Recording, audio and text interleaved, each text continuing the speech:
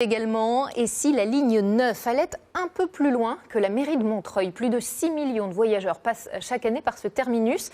Des élus de Seine-Saint-Denis et de l'Est parisien réclament le prolongement de la ligne. Ils viennent de constituer une association. Virginie de la Haute-Maison, Mélissa Genevoix. Mairie de Montreuil, tout le monde descend. Sur la ligne 9, cette station, c'est le terminus depuis 1937.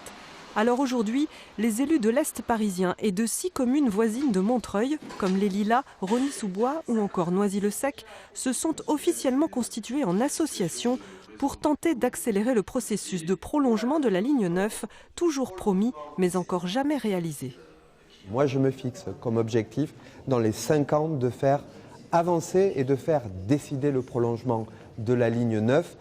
Avec cette association, enfin, nous sommes unis et nous allons faire avancer le dossier auprès du Conseil régional d'Île-de-France, auprès de l'État, auprès de tous les partenaires, car pour réussir, il faut l'union.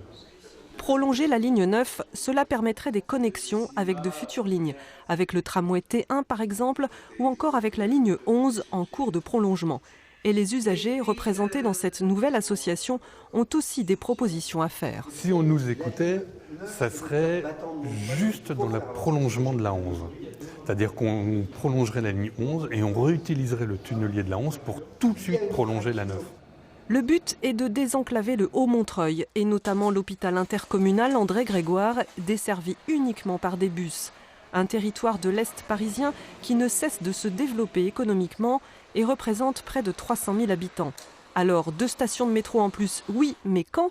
Pas avant 2030, dans le meilleur des cas.